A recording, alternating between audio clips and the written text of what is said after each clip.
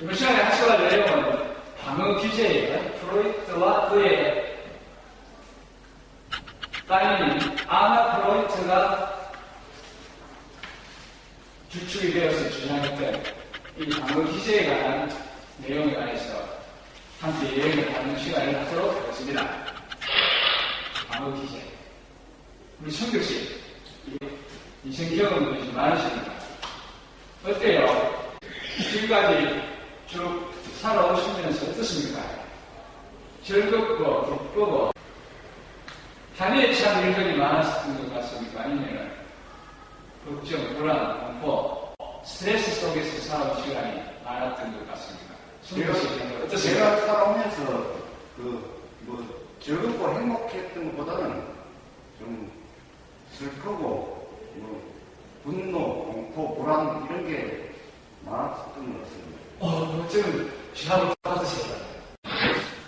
여러분 이제 당장의 회사에 취업해서 일하시다 보게 되면 항상 좋은 일, 즐거운 일, 기쁜 일도 생기는 게 아니고 여러분 항상 어느 정도의 불안, 공포, 스트레스, 걱정, 어떠한 죄책감, 경우에 따라서는 수치감 속에서 우리가 살아가는데 안 될 수 없는 경우가 항상 발생하게 됩니다.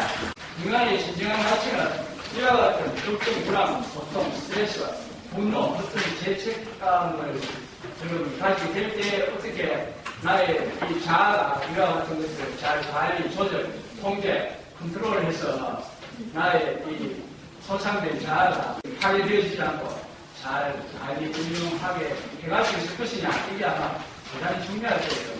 그 이와 같은 우리가 인생을 살아가는 과정에서 낳게 되는 걱정, 불안, 공포, 스트레스, 어떠한 수치감, 모멸감, 분노가 나게 되었을 때 이 상황을 어떻게 잘 매니지해서 컨트롤 해가느냐는 것이 자기 경영에 있어서의 가장 중요한 핵심 과제들 중에 하나라고 할 수가 있습니다.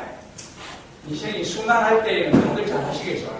즐겁고 하는 일이 계획대로 착착 잘 되어 갈 경우에는 누구나가 큰 문제 없이 살아가실 수 있겠지만 문제는 이와 같은 어떠한 위기, 어려움, 고통 이 다르게 될 때에 그 위기, 고통, 어려움을 어떻게 잘 자기의 자아가 손상되지 않으면서 헤쳐나갈 수 있느냐는 것이 우리 인간으로서의 가치, 존성을 결정짓는 가장 중요한 요인들 중에 하나라고 할 수가 있습니다. 그래서 이와 같이 우리가 피해갈 수 없는 이와 같은 현상들이 나에게 흡수해 왔을 때, 다가왔을 때 여러분이 자기 자신을 방어를 해야 된다고요. 무너지면 안 되죠. 쓰러지면 안 되잖아요. 그와 같은 경우에 여러분이 쓰러지지 않고 무너지지 않고 자기의 이 소중한, 귀중한 이 자아를 잘 유지 발전시켜 갈 수 있도록 하는데 필요한 기제를 방어기제라고 합니다. 방어기제. 이 방어기제가 여러분에게 잘 갖춰져 있어야만 이와 같은 걱정, 어려움, 불안, 공포, 스트레스, 분노감이 여러분에게 응습해 왔을 때에 평소와 같이 그것을 잘 헤쳐나감으로 해서 자기의 자아를 지속적으로 유지 발전시켜 갈 수가 있습니다. 그래서 이 방어기제에 관한 것은 중간고사 이후에 다시 한번 하겠습니다만 그 개요만 감사하게 보도록 하면 제가 말씀드린 바와 같습니다. 여러분이 어떠한 이와 같은 어려움, 걱정, 불안, 공포, 스트레스, 분노감과 같은 것을 접하게 되었을 때 여러분 자신을 방어를 해야 되잖아요. 방어, 디펜스. 그래서 이 방어를 하는 기제, 수단, 메커니즘 그걸 방어기제라고 하고 영어들 다 잘 아십니까? 영어를 하면 디펜스 메커니즘이라고 해요. 그래서 이걸 최초로 주장한 학자는 프로이트고 이것이 계속 유지 발전되어질 수 있게 한 학자는 프로이트의 딸인 아나 프로이트라는 사람입니다. 그래서 이 프로이트 분야가 제시한 방어 기제가 이제 시발전되어서 지금 수천 가지의 방어 기제들이 여러분 교재에 이제 되어지고 있지 않습니까? 그 방어 기제 종류에는 의학, 계행, 주사, 합리화, 부정 등등 보상 등과 같은 이 기제들이 많이 있는데 중간고사 이후에 다시 한번 살펴보도록 하고 그 하나의 예로서 의학이라는 것에 관해서 우리가 한번 살펴보도록 하게 되면은 다음과 같습니다. 의학, 여러분 당장에 지금 다음 주 중간고사가 여러분 의학 하잖아요. 의학. 중간고사 정도에 여러분 다 해치갈 수 있지. 정도에 의학 못 해치가는 하면은 이게 문제죠, 아니에요. 여러분의 부끄러운 사람들이 다 있으니까 중간고사 때문에 뭐 자살이다 이런 사람은 없잖아요. 의학은 의학이지만 감내해낼 만한, 믿을 수 있을 만한 억압이니까 여러분이 다 지금 해석할 수가 있는데 정말 여러분이 감당할 수 없는 억압이 여러분을 엄습해 올 때 정말 죽고 싶지 않습니다. 교수님 죽고 싶어요. 네. 그래가지고 여러분을 짓누르는 바위 덩어리와 같은 그 어떤 억압 이게 여러분이 죽고 싶은 충동까지 일어나게 하죠. 인간의 본능은 두 가지가 있습니다. 생의 본능과 죽음의 본능. 죽으세요! 그럼 정말 죽을 사람도 있고 죽으세요! 죽으면 안 되지. 그 생의 의욕이 치솟는 사람도 있고 사람에 따라서 달라요. 그래서 이 방어기제도 사람에 따라서 달리 사용되지 않는 하여간 이 억압이라는 것을 다 예로적으로 설명하게 되면 이와 같이 여러분이 정말 견딜 수 없는 과거의 어떤 뼈저린 아픔, 상처와 같은 것들을 여러분이 맡게 되었을 때 정말 죽고 싶잖아. 중간고사 정도야 앞으로 미래에 생긴 일이니까 과거에 여러분이 생각조차 하기 싫은 끔찍한 과거의 어떤 사실들로 인해서 지금 내가 오늘 이 시간을 살아가는데 너무나 힘들다. 이러한 상황을 맞게 되었을 때 어떻게 해야 될까요?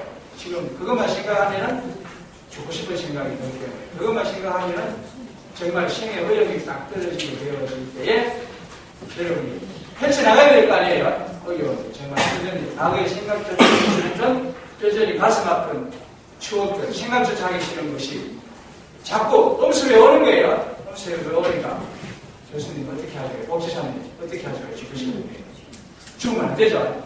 죽음의 동력을 생의 동력으로 뒤바꾸어지게 할 수 있는 것이 역시 그 큰 틀에서 가이자가 해야 될 일이다. 그래서 이 억압이 왔을 때에 나를 방어할 수 있는 수단, 디펜스 메커니즘 이거는 여러 가지가 있을 수가 있겠지. 있을 수가 있는데 프로이트가 얘기하는 것처럼 그와 같은 의식 속에 이와 같은 억압, 압박이 오면은 어떠한 방어 기제를 사용하나 이 의식 속에 있는 것을 결국에 여러분이 무너지지 않고 살아가려고 하면은 이걸 무의식 속에 집어넣어가지고 이것이 생각나지 않도록 하라. 이게 맞다는 거죠.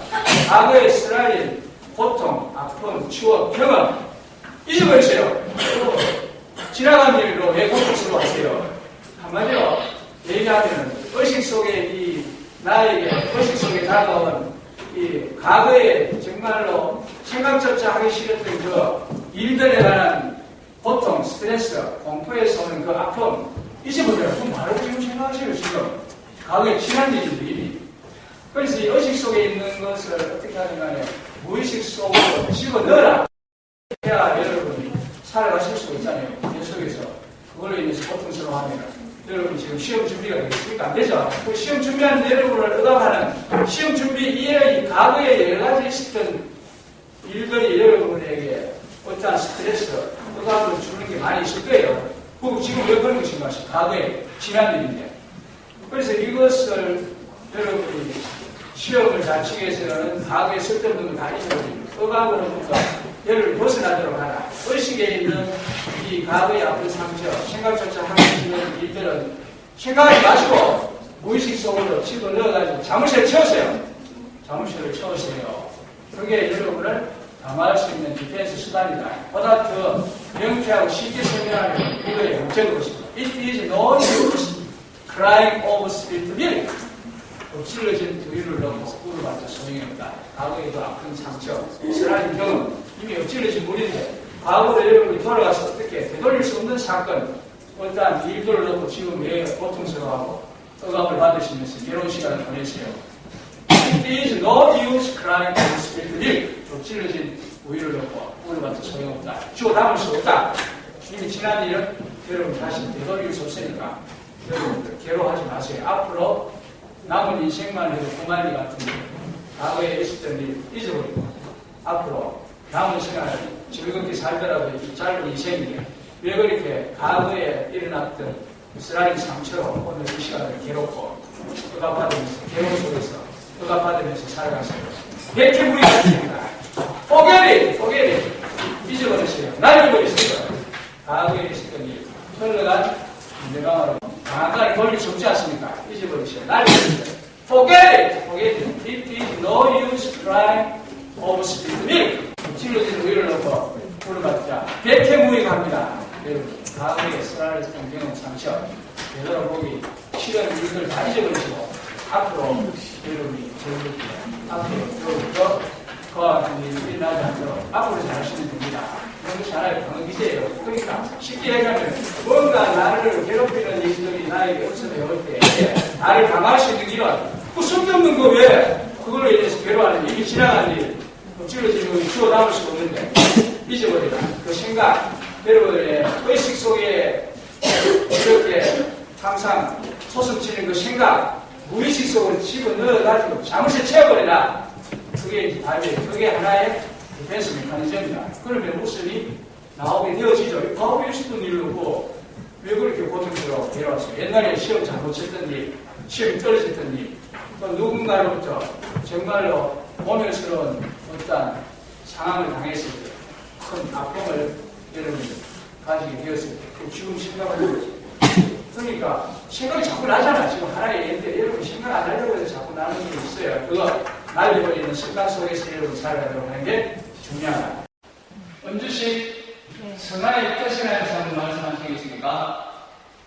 승화란 본능적인 에너지, 특히 성적, 공격적 에너지를 개인적으로나 사회적으로 용납되는 형태로 유용하게 돌려 쓰는 것을 말합니다. 그렇죠. 승화라는 것은 본능적인 에너지, 특히 성적, 공격적 에너지를 개인적으로나 사회적으로 용납되어지는 형태로 유용하게 돌려 쓰는 것을 말하죠. 예를 들면 폭력적이거나 근위적인 아버지에 대한 시선과 분노 이것을 공부로서 만족시키는 경우에 아버지에 대한 분노, 미움 이것을 사법고시나 행정고등고시에 합격하는 데 소동으로 해서 행정고등고시나 사법고등고시에 합격하는 것은 승화의 아주 대표적인 예라고 할 수가 있고 강한 성적 욕망을 지닌 사람들이 자기의 그 남다른 성적 욕망을 예술을 통해서 구현하는 것도 또 다른 승화가 될 수가 있고 공격적 충동을 가진 젊은이가 그 자기의 공격적 충동 행위를 건조를 하는데 소동을 해서 올림픽 메달리스트가 되는 경우에 얘는 또 다른 좋은 승화의 예에 해당될 수 있다고 할 수가 있겠죠. 자, 다음은 보상에 관한 사항을 살펴보도록 하겠습니다. 영준님, 보상의 뜻을 한번 말씀해 보시겠습니다. 보상, 컴펜세이션. 실제 혹은 상상의 자신이 가지고 있는 결함을 다른 것으로 보상받기 위해 자신의 강점을 지나치게 강조하는 것. 그렇죠. 우리 인간은 누구나가 다 컴플렉스, 단점, 핸디캡을 가지고 있지 않습니까?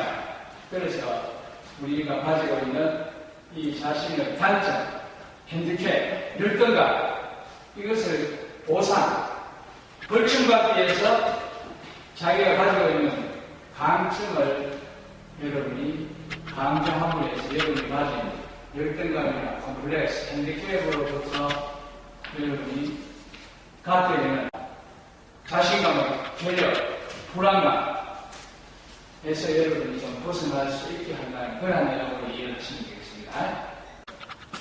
보상에 관련된 가장 대표적인 예들로서 이 관련 분야의 교재들이 들고 있는 예가 이 나폴레옹 컴플렉스입니다. 나폴레옹 컴플렉스.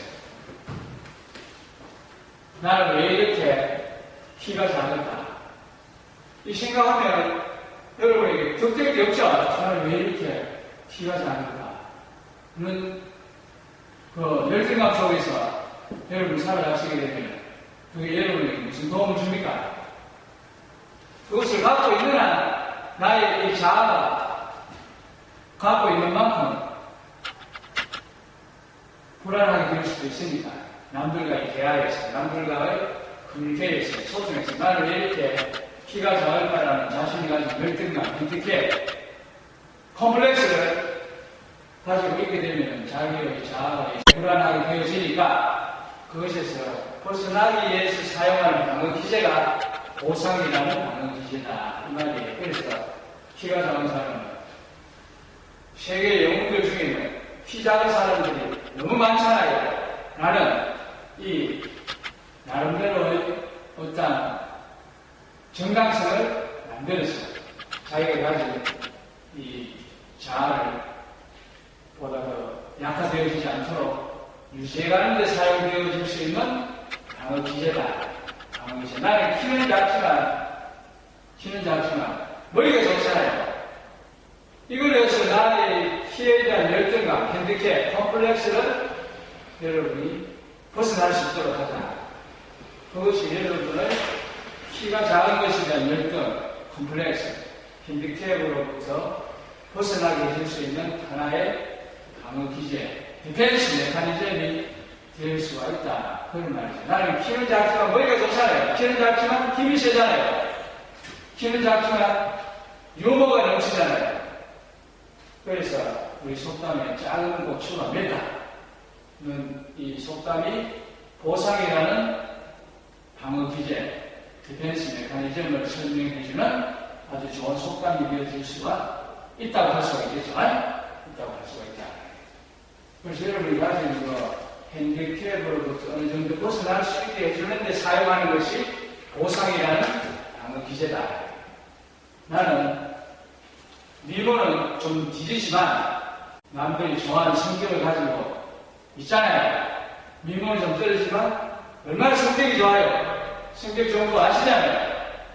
그렇게 해서 자기의 이 결함을 다른 것으로 해서 벌칙을 한다. 그 말이죠.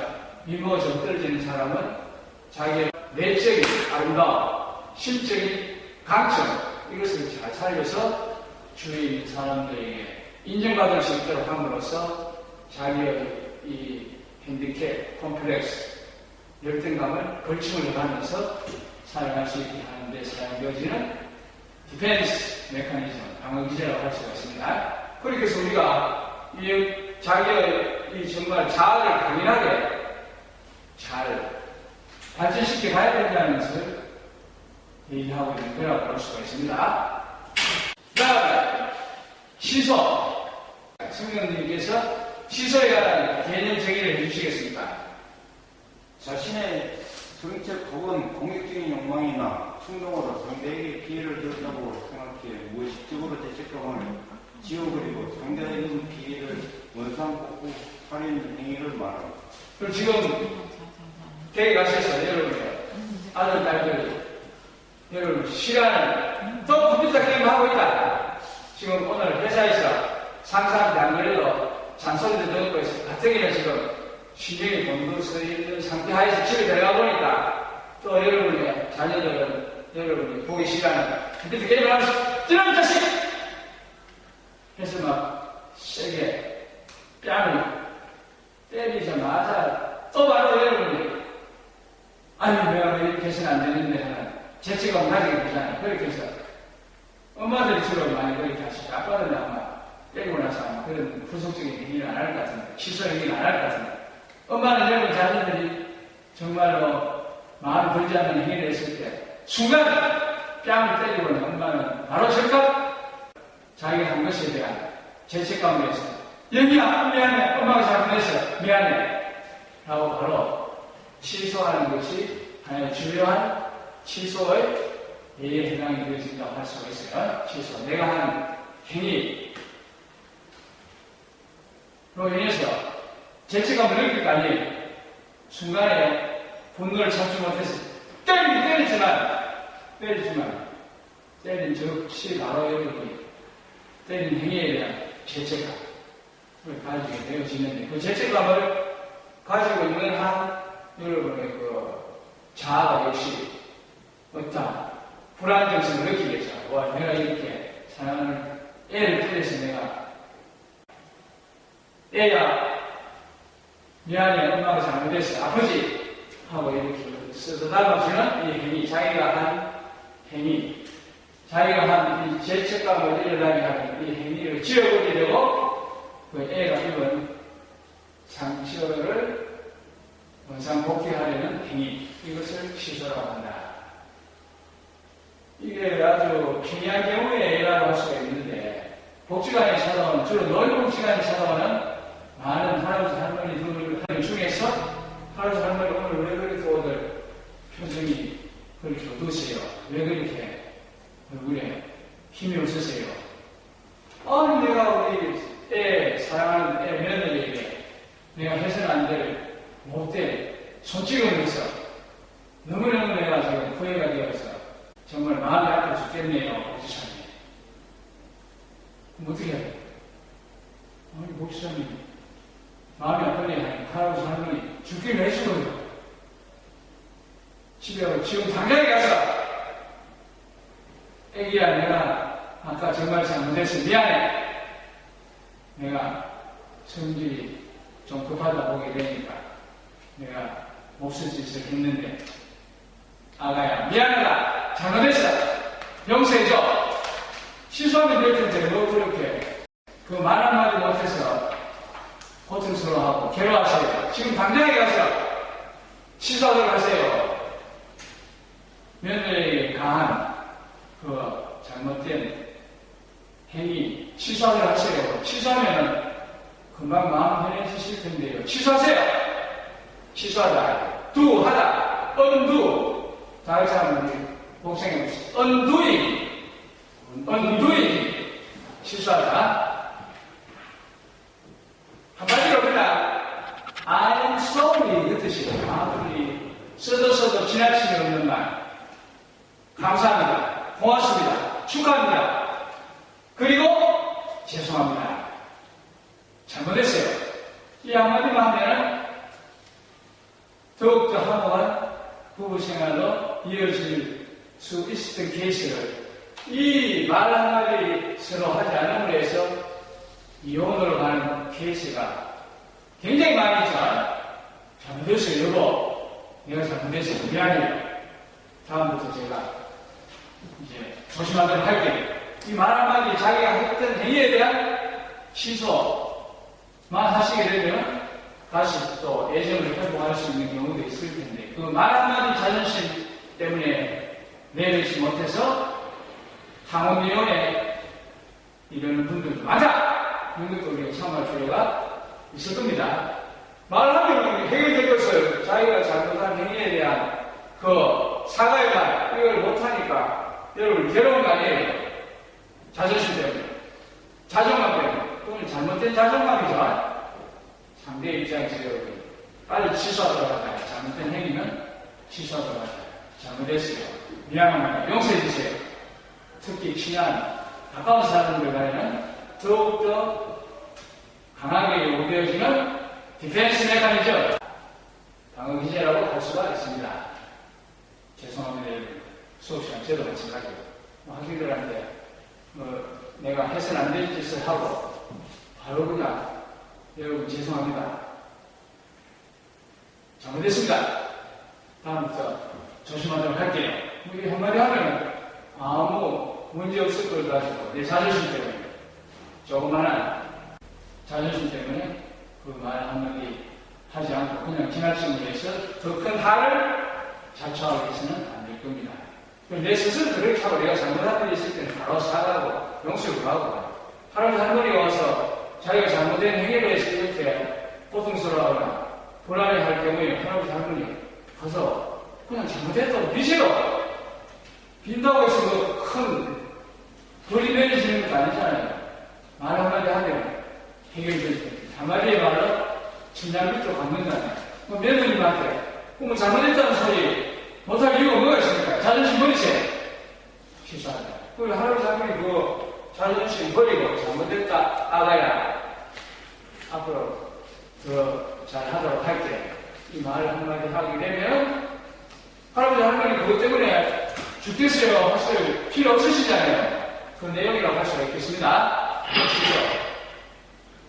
그래서 여러분 부부싸움 하신 경험이 다 있으실 테니까 부부싸움 하시고 순간에 분노를 못 참아서 사랑하는 배우자를 혹시나 손찌검을 하신 경우가 있으시다면 앞으로 혹시 하는 경우가 발생한다면 부부싸움 하시다가 해서는 안 될 손찌검을 하는 경우가 발생한다면 여러분이 어떻게 해야 되겠습니까?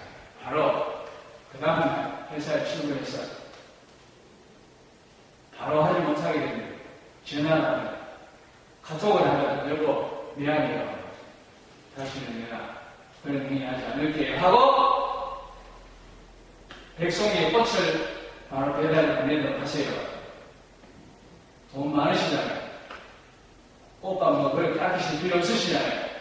미안하다고 하시고 잘못했어요. 영수를 빌고 백송이의 꽃을 보내도록 하세요. 그게 취소의 행위가 되어질 수가 있다. 부인을 때린 남편이 부인을 때린 후에 꽃을 사다 주는 것도 뭐 한해에 해당이 되어질 수가 있겠습니다. 상황에 따라서 작동 여부는 달라질 수도 있겠지만 취소. 그 다음에 전치 displacement 전치.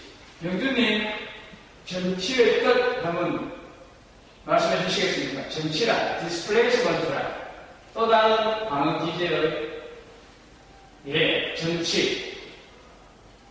자기보다 강한 자에게 품었던 분노나 불쾌한 감정 등을 덜 위협적인 다른 대상으로 돌려 손상된 자아를 회복하려고 함. 그래서 아니 그 시댁이 보면 왜 그렇게 힘이 없어 보이세요? 왜 그렇게 기분이 안 좋으신 표정으로 이렇게 들어오세요? 교수님,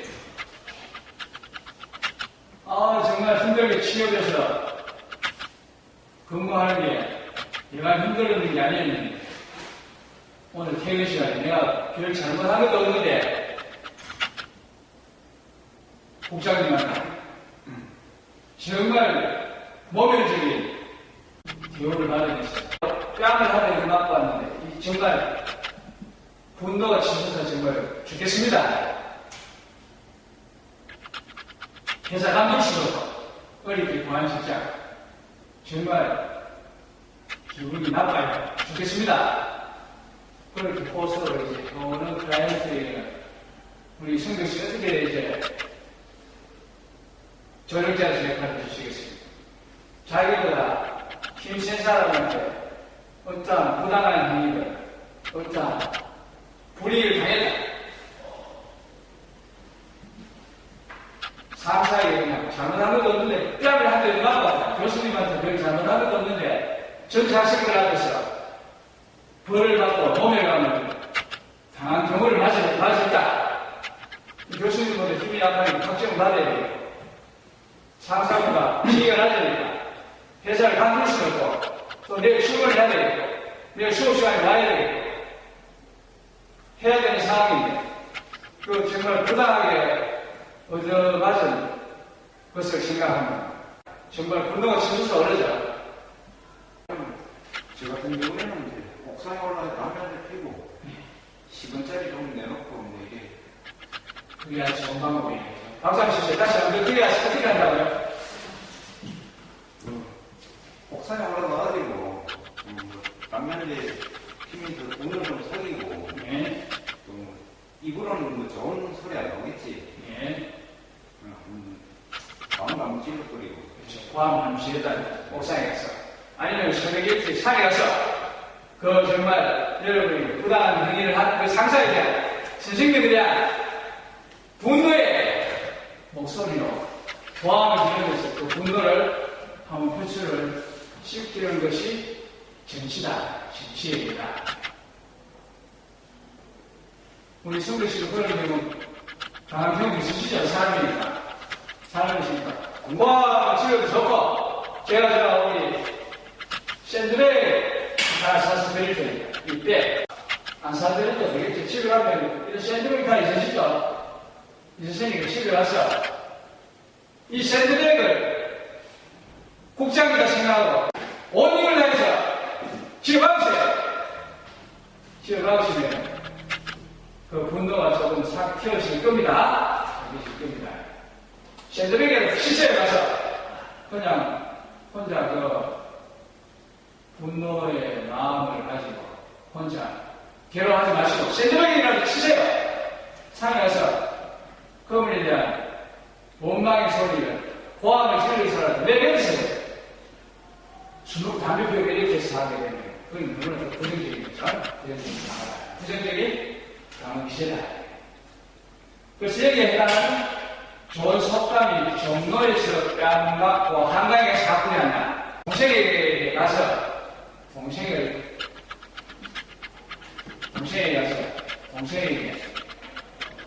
가꾸리를 하세요. 돌지 않으시려고 하면.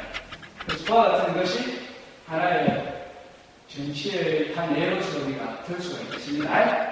상사에게 뺨을 맞은, 상사에게 뺨을 맞음으로 해서 생긴 분노, 집에 가서 자기 부인이나 남편, 자식에게 가꾸리 하는 분이 그렇게라도 하면 분이 좀 풀리니까 나의 손상받은 자아가 조금 회복이 되어질 수가 있다는 것입니다. 그러한 경우에 사용되어질 수 있는 좋은 디펜스 메커니즘, 방금 기재가 디스플레이스먼트 정치라고 이제 하는 거예요. 정치. 종로에서 뺨 맞고 한강에서 하프리한다.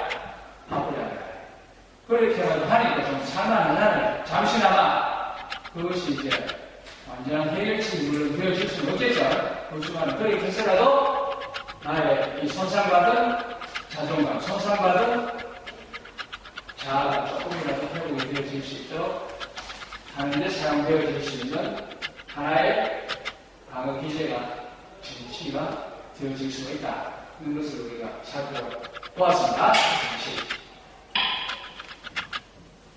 그 다음에 반동 형성이라는 또 다른 방어 기제에 관해서 살펴보도록 하겠습니다. 반동, 리액션, 포메이션. 은주씨, 네. 반동 형성이라는 것은 무엇을 말하나요? 반동 형성, 반동 형성. 용납할 수 없거나 숨기고 싶은 생각, 감정, 충동 등을 정반대의 감정이나 행동으로 대치시켜 표현함으로써 원래의 생각, 소원, 충동 등을 의식화하지 못하게 하는 기제. 예를 들면 이런 거죠. 우리 여러분 경험이 이제 다들 많으시니까 국민학교 다닐 때 정말 좋아하는 여학생을 한번 가져보지 않으신 분 아마 없을 거예요. 옆자리 여학생이 될 수도 있고 뒷자리 여학생이 될 수도 있고 좋아하는 여학생이 있는데 어린 나이는 여러 가지 부끄러움도 많고 또 어린 나이의 그 자존감, 자존심 이것도 무시 못하거든요. 근데 정말 청소년 같은 경우에 짝사랑의 경우에 해당이 되어질 수도 있고 그래서 초등학교 시절에 좋아했었던 그 여학생 혹은 남학생 좋아하면 I love you 사랑해요 민자씨 사랑해요 영철씨 이렇게 하면 될 텐데 그 어린 시절에 부끄러운 마음 또 자존심 이걸로 해서 얘기 못하잖아. 너희를 내도 마찬가지고 얘기 못하고 그냥 살아갈 수가 있으면 괜찮은데 내가 좋아하는 사람한테 좋아합니다, 좋아해요 아니면 좋아하는 행위를 못하니까 괴롭잖아요. 괴롭죠. 좋아하는 사람한테 사랑해요, 좋아합니다 이 말을 못하면서 살아가는 그 괴로움 그것은 보통이 아니거든요. 볼 때마다 더 괴로운 거죠. 그리고 어떻게 해야 되겠습니까? 표출을 하려고 하니까 주위에 또 보는 분들도 있고 이렇게 하니까 사랑하는 사람이지만 사랑하면 사랑하는 행위를 해줘야 되겠는데 그렇게 할 수 없는 또 여러 가지 제약 요건들 때문에 그 사랑하면서 사랑한다는 말을 하지 못하는 그 불안한 그 자아를 회복하기 위해서 괴롭히는 게 있어. 괴롭히는 거 봐서 막 귀찮게 해서 괴롭히고 때리기도 하고 이러한 경험들 다 있으시죠? 거기에 반동 형성이 나요. 자기가 원하는 것에 대한 것을 하지 못하고 그 반대의 행위를 하는 것 같아요. 우리 속담가지고 좋은 애들이 오늘 많이 나왔네요. 미운 놈에게 뜻 하나 더 주는 행위, 미우니까. 볼 때마다 미우니까. 정말 괴로운 거 아니에요. 제가 보는 사람, 계속해서 미운 사람을 내가 보게 되어지게 되면 내 마음이 편치 않죠. 내 마음이 미운 사람을 보면 편치 않으니까. 괴롭잖아요. 그 사람 볼 때마다. 그러니까 내가 그것을 벗어나기 위해서 내가 뜻 하나 더 갖다 주기 위해서 내가 그 사람에 대해서 가지고 있는 미움의 마음을 좀 약화시키는 거예요. 또 내가 그 사람을 미워함으로써 일어나게 되어지면 또 죄책감으로부터 이제 좀 해소되어지게 하는 하나의 기제가 되어지게 된다. 그래서 여러분 주위에 필요한 사람이 있으면 어떻게 해요? 저 이렇게 잘해주는 경험도 혹시 아마 있으실 수 있으실 거예요. 있으실 것도 있다. 좋아하는 야식 여러분 미운 녀석에게 떡 하나 더 주기. 내가 싫어하는 친구에게 더 많은 관심을 줌으로 해서 그 학생을 싫어함으로 해서 내가 받게 되는 죄책감이라는 거죠. 그 학생을 싫어함으로 해서 받게 되는 어떠한 불안감으로부터 벗어나기 위한 하나의 디펜스 메커니즘이 반대대로 내가 원하는 것과 실제 반대되는 행동을 하는 행위. 이것이 반동 형성이라는 방어 기제라고 할 수가 있습니다. 그걸 기억하세요. 그러니까 여러분이 미운 사람, 저 학생 학교에 가면 매일 만나야 되니까 이 보는 거 정말 괴로워서 죽겠습니다. 주위에 그런 사람이 있으면 보기 싫을수록 더 잘해주세요. 오히려 싫으니까 더 잘해주세요. 더 잘해주시게 되면 그와 같은 생각에서 벗어날 수도 있을지 모르니 한번 잘해좀 보세요. 좀 싫은 학생한테 떠나다 주고 장단한 학생한테 이런 한번 불러주고 그렇게 함으로써 그 상대방이나 비호의적인 생각에서 좀 좀 벗어날 수 있도록 하세요. 그래서 드라마에 보면 이런 거 많이 나오잖아요. 이 정말 원망스러운 남편이 집에 들어오자마자 항상 건강을 정말 각별하게 챙겨주는 부인의 장면들 가끔씩 나오는 거 아마 보시는 분 있으실 거예요. 그래서 남편에 대한 이 원망감, 분노를 정말 지나칠 정도로 걱정해 주는 것, 이것도 반동 형성이라고 할 수가 있다. 반동 형성의 예라고 할 수가 있다. 미우면 잔소리를 한다든지 괴롭혀야 되는데, 미운 것만으로도 나의 자아가, 미워하는 행위만으로도 나의 자아가 불안이 스포츠스러운데, 거기에다가 더 잔소리하고, 더 괴롭히고, 스트레스 주면, 나의 고통, 스트레스도 배가가 되어지겠죠. 그런데 결국에 내가 손이 하라고 하는 거니, 미울수록 더 잘해주세요. 그렇게 하면, 마음이 조금 더 편해질 수도 혹시 있을지 모르니까 한번 노력해보세요. 그리고 우리가 복지사로 해야 될 존재로서의 역할이라고 할 수도 있을 겁니다. 이런 경험 있으십니까? 다들 정상적인 생각이 예를 들어가지고, 이제 술을 너무 많이 먹어야 끓이다 이제 늦게 들어갔는데, 바지 저녁에 끓다가 아침에 국을 좀 시원하게 끓여주면, 또 맛있게 먹는다, 시원하다 하고, 고맙다, 뭐 이래 하면 또 분위기가 좋아졌더라고요. 그거는 또 이제 아까 하고 짬뽕이 취소 행위도 되고 이제 밤에 그냥 술 먹고 들어갔다고 국밥 주고 밤에 국밥 주고 당신은 그냥 1년 365일 매일같이 술만 먹고 그러세요. 이렇게 해서 국밥 주고 양식을 국밥 주니까 마음이 안 편하죠. 그리고 또 먹으면 또 자기가 마음이 또 편안해질 수 있도록 회복을 해야 됩니다. 결국에 인간은 뭐예요? 자기가 편하게 해서 그렇게 하는 거죠. 남편이 위해서 그렇게 하는 거지만 결국에 남편에게 싫은 소리하고 잔소리하고 남편이 싫어하는 행위를 하게 되면 순간에 스트레스를 해소될지는 모르겠지만 돌았으면 또 후회가 되지 않아요. 그러니까 결국에 그게 자기한테 해가 되는 일이니까 결국에 남한테 잘해주는 것이 결국에 나의 손상된 나쁜 가슴을 결국에 내 가슴을 회복하기 위해서 하는 이유가 더 크다고도 할 수가 있겠죠. 그럼 결국에 내 자신이 편안한 마음 상태를 유지하면서 살아가기 위해서 그렇게 하는 거라고 볼 수가 있다.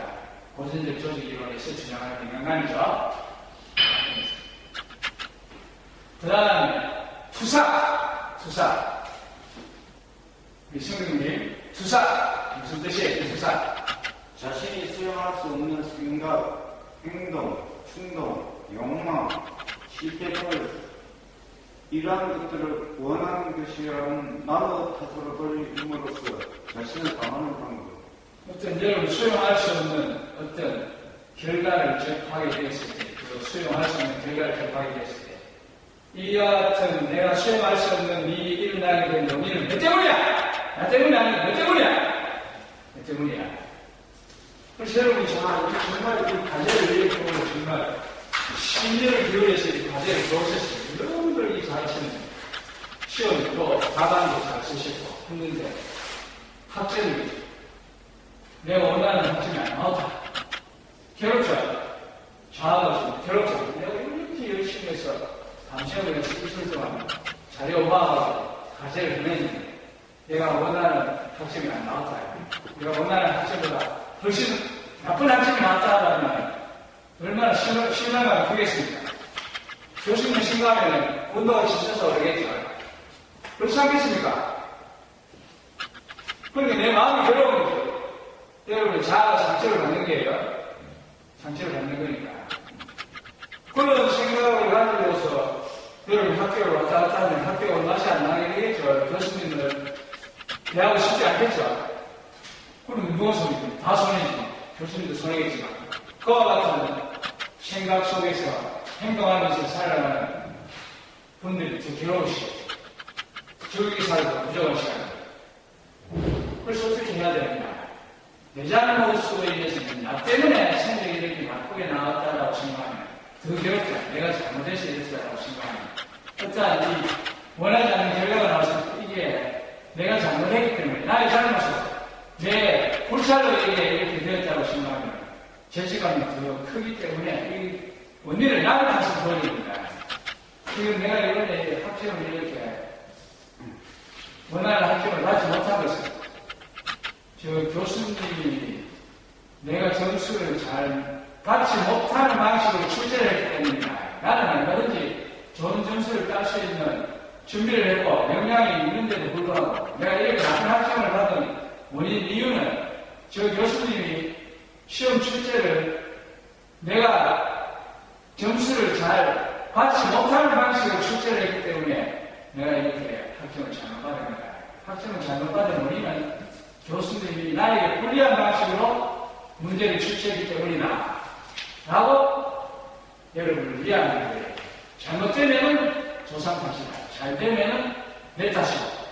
잘못되면 조상 때문이야. 저는 조상 탓이야. 조상 때문이야. 시간 일이 잘못되어지면 내가 시험을 떨어지면 저는 조상 탓이야. 조상 때문에 내가 이렇게 되는 거야. 이번에 고시에 떨어진 거. 고공부 시험에 불합격한 거. 조상 때문이야. 여러분 누구를 지금 미워하는 사람을 매일 보시게 되면 괴롭잖아요. 미워하는 사람을 보면 괜히 상대방이 나에게 뭐 잘못한 일도 없는데 괜히 미운 사람들 있죠. 내가 뭐 증거도 없는데 괜히 미운 사람들이 있을 수가 있을 거예요. 뭐 경험이 없으시는지 있으시는지 모르지만 괜히 주위에 보면 회사에 가면 괜히 그 사람이 나한테 잘못한 것도 없는데 괜히 미워지는 사람이 있잖아요. 못마땅한 사람이 있죠.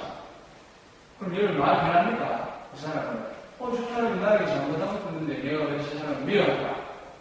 여러분 마음이 편치 않겠죠? 죄책감을, 조그마한 죄책감을 느낄 거 아니에요.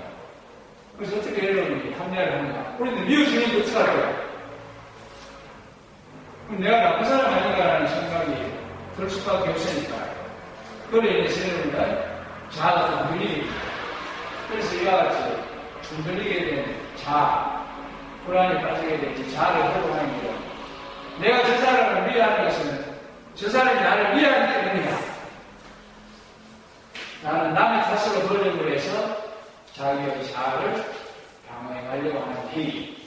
그와 같은 것을 일어나게 하는 방어 기제가 투사다. 제가 먼저 나를 미워하니까 내가 걔를 미워하는 거예요. 너 왜 그 친구 괜찮은데 자꾸 너하고 미워하고 괴롭히려고 하니? 엄마, 그 친구가 언제 나에게 내가 싫어하는 걸 하고 나를 미워하기 때문이에요, 엄마. 엄마는 모르세요. 그와 같은 행위가 투사다, 투사. 프로젝션, 투사. 조상탓이야. 시바에 이런 우한 자꾸 생기는 거 다 저는 조상 때문이야. 조상 탓이야. 자꾸 이렇게 시간이 우한이 일어나게 되어지게 되면 내가 그 잘못해서 이런 자꾸 분리스러운 일이 생기는 걸 하면 얼마나 여러분이 고통스럽습니까? 열심히 이렇게 일을 하는데 시간이 안 되고 아들, 딸들 시시한 떨어지고 성질이 살아가요. 이러면 여러분 괴롭잖아요. 이게 내 때문이 아니라 저 하늘에 계신 저 조상님이 항상 우리 집안의 자손들이 잘못되기 원하는 조상님이 계시니까 자꾸 이런 불미스러운 일이 생기는 겁니다. 여러분 때문이라는 죄책감에서 벗어나도록 하는 역할을 하는 것이 주사다, 주사. 그 다음에 부정. 병주씨, 부정의 뜻 한번 설명하시겠습니까? 부정, denial. 의식하기에 불편한 생각, 욕구, 충동, 현실 등을 무의식적으로 부정하는 것입니다. 즉, 인정하고 싶지 않은 것이다. 그래서 열심히 여러분이 현실적인 인생 목표, 보통의 현실적인 인생 목표, 돈 버는 거 아니에요? 우리 성교씨 돈 많이 모아놓으시죠? 그냥 4,50원 모아놓으시죠? 정말 머니가 최고야. 밥 먹고 살았습니다. 어쨌든 돈 많이 모아가지고 이제 살만하다는 상태에 이제 시집을 해서 원래 건강검진이 이제 있는 달이기 때문에 가서 건강검진을 해보니까 이암상이다, 폐암상이다. 얼마나 여러분이 받게 되는 상처가 크시겠습니까? 정말 열심히 해서 내가 원하는 30으로 이제 모아서 살만하다는 단계까지 왔는데 정기 건강검진에 가서 보니까 당신 이암상기, 당신 폐암 말기입니다. 라는 선고를 받았을 때 여러분이 받게 되는 그 정당 분노, 그 다음에 슬픔, 보통 이거는 말로 표현할 수가 없겠죠. 이미 걸리고 어떡하시겠어요? 지금 이제 살날 이제 얼마 남지 않았다. 시한부 인생, 6개월 인생, 시한부 사망신고 받았다. 6개월 동안 이제 여러분 살아가셔야 될 텐데, 이 6개월 동안 정말 여러분 내가 폐암상기라는 현실을 받아들이면서 사는 방법도 있고, 부정을 하는 방법도 있을 수가 있겠죠. 여러분 아니라고 생각하는 거예요. 내가 살아있는 동안 암에 걸렸다는 이 생각을 이제 하는 순간 너무나 표현할 수 없는 분노감 속에서 여러분 자신이 괴로워질 수가 있기 때문에, 고통스러울 수가 있기 때문에, 아니야, 난 암 환자가 아니야, 저는 의사가 진단을 잘못한 거야 라고 이 사실을 받아들이지 않음으로 해서, 부정함으로 해서 남아있는 6개월만이라도 나는 암 환자가 아니야 라는 속에서 살아가는 경우의 사람도 있을 수가 있겠죠. 그래서 그와 같은 경우에 자기의 이 정말 당면한 받아들이고 싶지 않은 그 현실을 인정하지 않음으로 해서 자기의 그 자아를 최소한이라도 보존해 가려고 하는데 사용되어질 수 있는 기제가 부정이다. 부정. 정말 사랑하는 자녀가 우리의 교통사고로 사망을 하게 된 경우를 맞이는 부모님의 그 심정은 이루 말을 표현할 수 없겠죠. 말을 표현할 수 없을 겁니다. 정말 영원히 이 나라의 사랑하는 자녀가 영원히 이 지구상에서 사라져버린다. 이 고통 속에서 사는 것보다는 차라리 나의 사랑하는 자녀 미국에 지금 유학 보내놨다, 이렇게 생각하면서 정말로 그 고통스러운 순간을 몸에 해야 될 상황도 있을 수가 있을 겁니다. 우리 생각할 수도 있잖아요. 지금 사망 교통사고를 고쳤을 때 급사에 되면 그 현실을 받아들일 수가 있겠습니까? 받아들이면 얼마나 고통스러운 상황 속에서 살아가야 될 텐데요. 그래서 우리 아들, 딸, 지금 미국, 일본에 유학 보내놨으니까 실제 살아있더라도 죽은 사람과 다름없는 사람들이 요즘 얼마나 많습니까? 그렇죠? 살아있지만 1년에 한두 번 볼까 말까 하는 사람, 살아있지만 외국 유학 보낸 부모들은 4, 5년 동안 못 보니까 안 돌아오는 학생들도 있고, 그러니까 속편하게 그냥 내 사랑하는 아들 독일 유학 보내놨습니다 라는 생각 속에서 살아감으로 해서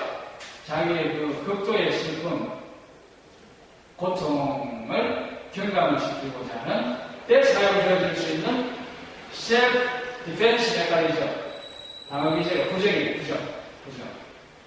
의식하기 정말 불편한 현실을 무의식적으로 부정하는 거예요. 인정하지 않는 거예요.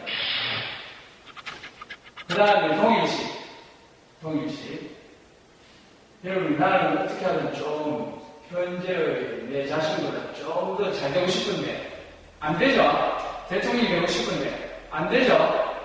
멋진 모델, 멋진 탤런트가 되고 싶은데 안 되죠? 현실에서 수용이 안 되어지니까 내가 되고 싶은 것이 이루어지지 않음으로 해서 여러분이 가지게 되는 그 불안감, 좌절감, 실망감, 분노, 이것이 또 여러분의 자아를 또 약화되어지게 이제 만드는 또 다른 원인이 되어질 수가 있습니다.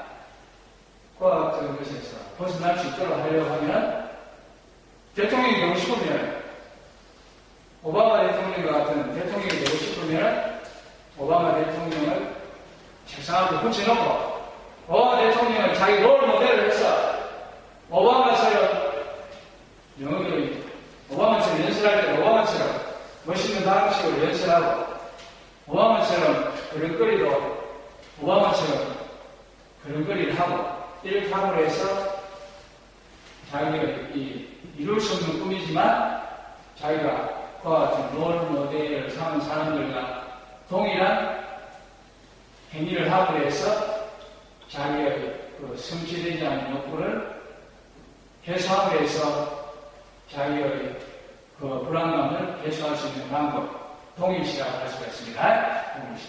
나도 정말 주인공 역할을 좀 하면서 살아갔으면 좋겠는데 현실에서 주인공 역할을 우리가 어떻게 할 수가 있습니까?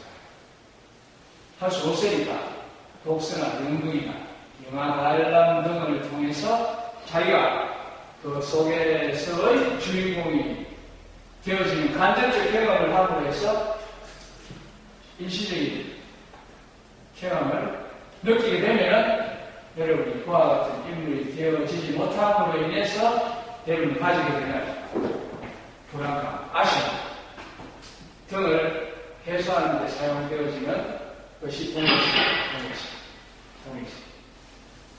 그래서 이 부정적 동일시에서 우리가 벗어날 수 있도록 하는 것이 중요한 사례로서 우리가 많이 들고 있습니다. 동일시가 긍정적인 효과를 주는 동일시의 방어 기제도 있겠지만 이와 같은 부정적 동일시, 아버지를 무서워했던 아이가 자기는 모르게 어느 순간 아버지와 똑같은 사람이 되어가는 것, 아버지와 동일한 사람이 되어가는 것, 이와 같은 것은 부정적인 동일시의 예라고 할 수가 있는 거예요. 자기의 두려움을 가져다 주거나 자기의 선망이 되어지는 대상자를 발견을 해서 그 두려움을 극복해가는 방어 기제, 부정적 동일시다. 그래서 사용되어지는 게 어린 시절 여러분 경험하셨는지 모르지만 도깨비 게임 놀이처럼 내가 도깨비다 하면서 뛰어다니면서 남을 놀래게 하는 놀이 있죠. 내가 도깨비다. 그래서 이 도깨비 게임을 하는 이 어린아이는 도깨비를 굉장히 무서워하는 아이니까 도깨비가 무서우니까 자기가 도깨비가 되고 해서 그 도깨비에 대한 무서움을 잊어버리는 분이 내가 도깨비야! 하면서 주위에 애들 깜짝 놀라게 하는 이 게임을 좋아하는 이 어린아이의 그 심정은 뭐냐? 자기가 도깨비에 대한 불안, 공포감이 많기 때문에 자기가 도깨비가 되고 해서 도깨비에 대해서 갖고 있는 그 불안, 공포, 스트레스부터 어느 정도 벗어나는 길을 말한다. 그래서 아버지를 무서워했던 어린아이, 가정폭력을 행하는 아버지를 무서워했던 아이가 결국에 가서는 그 아버지에 대한 무서움, 공포, 이것을 자기가 아버지와 똑같은 아버지가 폭력을 형성하는 아버지가 되기 위해서 그 아버지에 대한 무서움으로 벗어나는 행위, 이걸 말하는 거죠. 요즘 우리 신문 보도에 많이 나오는 그 구타행위, 자기 부하 군인에 대한 구타행위, 이것도 이제 비슷한 행위의 케이스라고 할 수가 있습니다. 구타행위를 당했던 학생이 자기가 구타행위를 당했을 때의 그 고통, 불안, 공포에 대한 심각으로부터 벗어나기 위해서 자기가 스님병이 되면 후임병으로 들어온 사람을 똑같이 괴롭히는 행위, 이와 같은 것은 부정적 동의시에 관한 중요한 예라고 볼 수가 있다. 자, 오늘 시간이 많이 됐습니다. 여러분 잘 협조해 주셔서 감사드립니다. 그래서 우리가 지금 시간 관계상 그 살펴보면은 좋겠지만 수업 시간이 다 되었습니다. 오늘 우리가 살펴본 몇몇 가지의 단어 기제, 디펜스 메커니즘을 여러분 가정이나 직장이나 사회생활에서 참고하면서 살아가시면은 오늘 수업이 의미가 있지 않을까라고 생각합니다. 오늘 수업 말씀하시면 늦은 시간 수업 오버가 되는 불구하고 늦은 시간까지 적극 동참해 주셔서 감사합니다. 수고했습니다. 감사합니다.